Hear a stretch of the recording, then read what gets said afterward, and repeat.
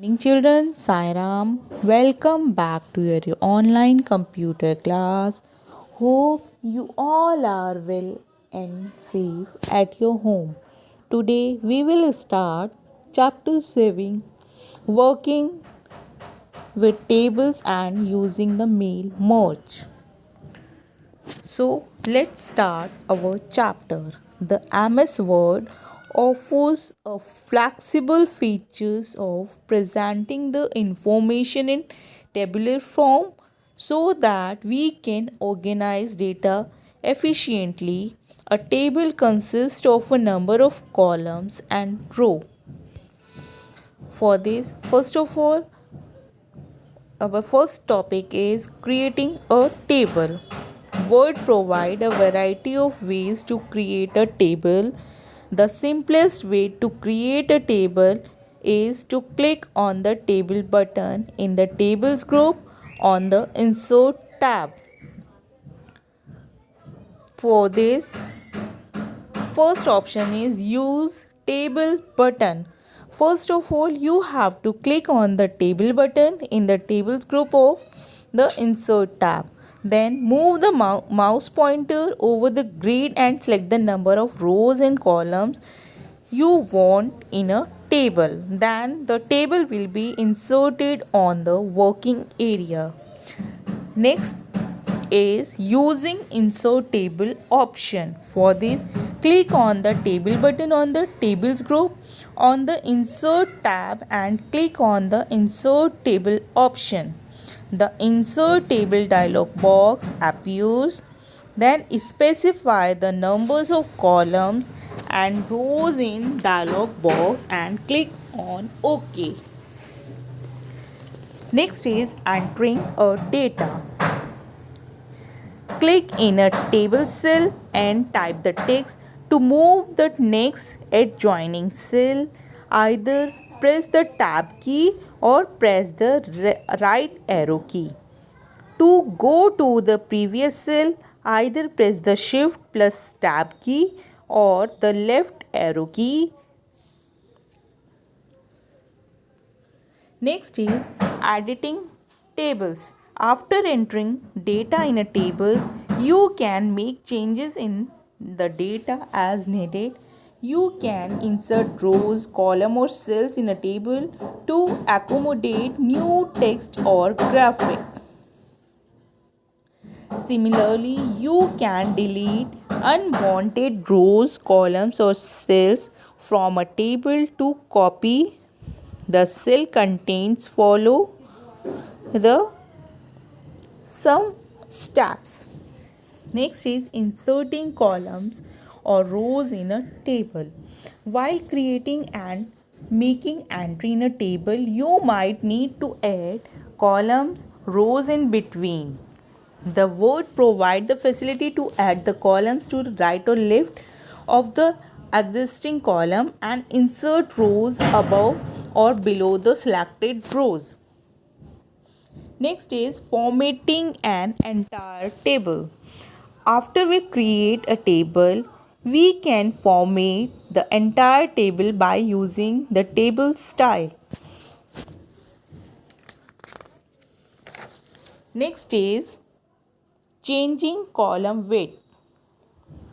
With the help of this, you can change the column width.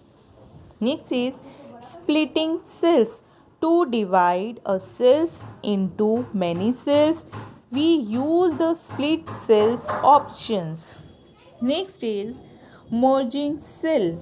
The merging the cell provides a way to consolidate data in one cell.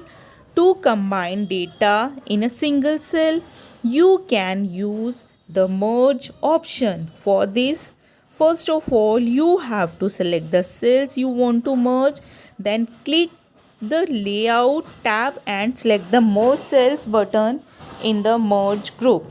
The data gets combined in one cell. Next is applying border and shading. To enhance the appearance of a table, you can apply a variety of a border and shading style. For this, you have to select the table move handle and then change the line style and line weight in the table styles. Then click on the border button and select the border and shading option from the drop down list. Then select the color by clicking the drop down option. After that, you can press the apply to option and click on OK. Next is resizing the tables. You can increase or decrease the size of a table manually by using the end handles, but the Word also offers the ready-made solution to resize the table using AutoFit option. It offers the flexibility to automatically resize the column widths based on the size of the text in them. We can set the table width based on the window size or convert it back to use the fixed column width. Next is aligning text. The alignment refers to the positioning of text in the table cell. The alignment is applied to the text entered in a cell. By default, the text is aligned to the top of a cell. You will find 9 alignment buttons in the alignment group on the layout tab. Next is calculation in a table. You can perform the calculation on the numeric data entered in a table. For this, you have to click in the cell where the result is to be displayed. For this, click on the formula button in the data group on the layout tab. Then formula dialog box is displayed. Next is using the mail merge. In business, it is often required to send letter with the similar information to different people. The letter required the name and the address of which recipient to be printed on the top. So changing the address each time would be a very long process and a big wastage of time and effort. The mail merge feature is used to combine the data source with the main documents. It saves our time and energy to send the letter at the multiple addresses. Next is data source. The data source consists of mailing list, for examples, name, address, city, PIN, telephone numbers. The data is organized in tabular form along with the field name, and the data source is associated with the main document, so its field name can be used in the main documents and it becomes easy to merge addresses along with the main documents. Main documents, it contains the text that we wish to send to all the recipient. Next is merge field. It is a data item such as name, address, city, PIN, which instructs the MS Word where to insert the data sources like names and address information in the main documents. Mail merge involves 3 basic steps. First is creating a main document. Number 2 is specifying the data source. Third one is merging the data source with the main documents. And in last, printing the letters.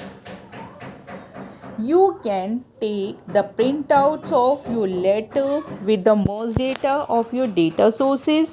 In order to print the letter, you have to follow some steps. First of all, you have to click on the finish and merge button and in finish group on mailing tab and select the print documents option from the drop down menu.